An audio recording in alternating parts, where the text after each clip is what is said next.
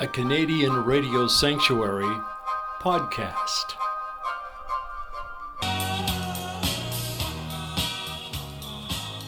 We wanted to make an album that people would like and that we would like. And we did a fair amount of demoing. We demoed, I think 5 of the tunes were demoed before we recorded the album. And there's a problem there. If you do a demo, I do a really nice job on a demo, which we did on a few of them. And we needed to do that because we had to get a new recording contract, and in order to get it, we had to have some real nice sounds on tape so that management types could take it around and impress record companies and get a deal for us so we could record our next album. So we did that, but what happens is they get so accustomed to hearing this demo that when you do the actual master tape, any differences are negative, because the guys who are taking the tape around are so into, and the record company too, are so into the sounds exactly the way they heard them, and they really liked it. That's why they signed you. Mm-hmm.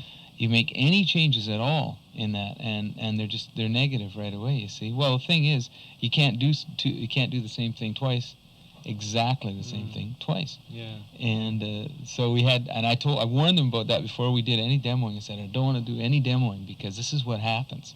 I went through the whole thing with them because I've been through it before. Oh yeah. They say, oh no, don't worry. Well, anyway, we have to have it anyway. So we made the demos, and sure enough, they had to live with the tapes for about 2 weeks before they could hear it. Mm-hmm. Music's a funny thing that way. If they're really knocked out, how can you top it? And if they're not really knocked out, they're not going to sign you. So the idea is to do a master the first time, really. Yeah. That's the best way. You do it so that you know it's going to be master. Maybe you change a couple things that people don't really hear that much anyway. Some of the background stuff, some of the padding that's in there, you could improve on it. Mm-hmm. But when you're recording your demo, you might as well consider it a master. Hey, Mr. Rock, Mr. Rock, awake at noon and you finally get up. Watch the TV, talk on the phone. Behind your curtains, it's a twilight zone.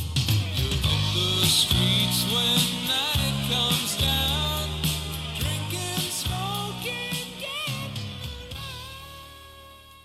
Generally, we're going for the very best sound we can get, and we thought in terms of time and money as no object when we were making it, until we got down right to the end when the deadline was screaming at us and we had to do 3 mixes in 1 day sort of thing. But until then, it was that we just, like when we did drum sounds, we'd take a day and a half to get the sounds on the drums and just play around with them, try them in different locations in the room and different mics, and just really fiddled around with it to get what we thought we would really like. Specifically, I don't know. I don't think there were any things that we were really going to change. We wanted to develop the drum sound that we'd gotten on Breakdown in Paradise, because that was a new sound for Chilliwack. And we definitely, when we did that one, we were going specifically for that type of sound. A sound that's got a lot of the room in it as well as the drum. Yeah. There's a lot of room sound in it.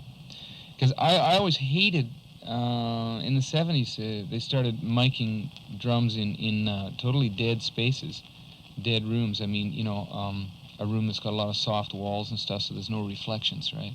And they put the mic right on the drum, and all you hear is the sound of the drum. And that was the only time in my life that I ever heard a drum sound like that. You don't hear a drum sound like that in a live performance. No. The musician doesn't, the drummer doesn't. The people in the front line don't, and surely the audience don't. So I always found that sound really unnatural, and I never liked it. I always liked the sound of the drums the best when we were laying down the original beds, and I'd just do a scratch vocal, and the drums would be leaking into my vocal mic. You get all this room ambience coming through the vocal mic. Mm-hmm. And of course you never use that vocal, so you turn it off and you never have that neat drum sound. So in that album, the last one, we went for purposefully achieving a big room sound on the drums, and we still used a fair amount of that on this album with some alterations.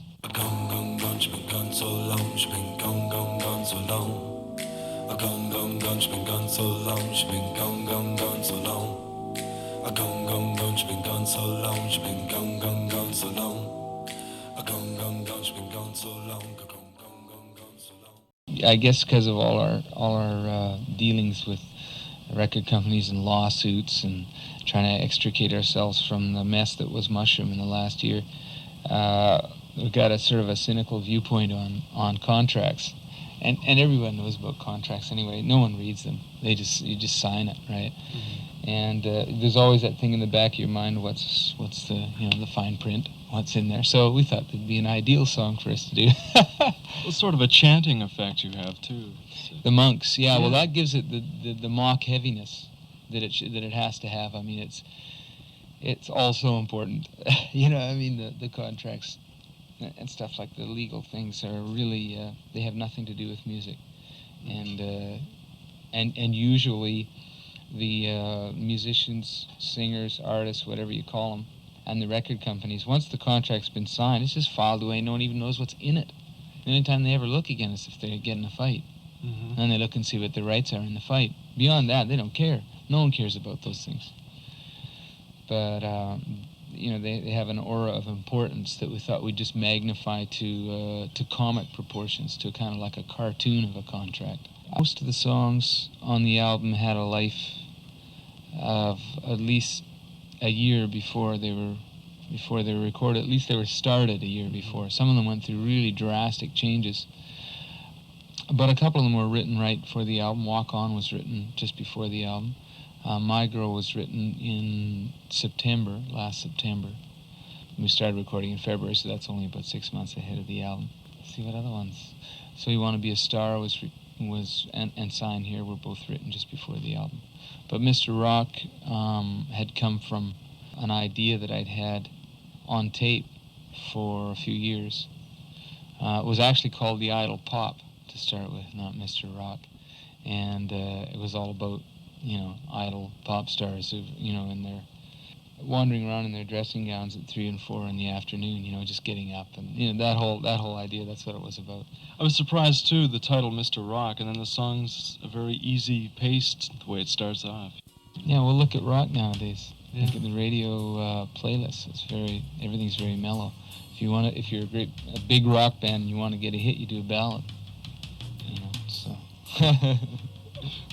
That's true.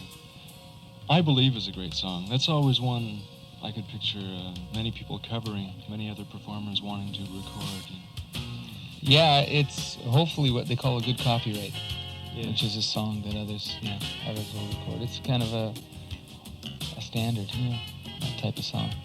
I was lost.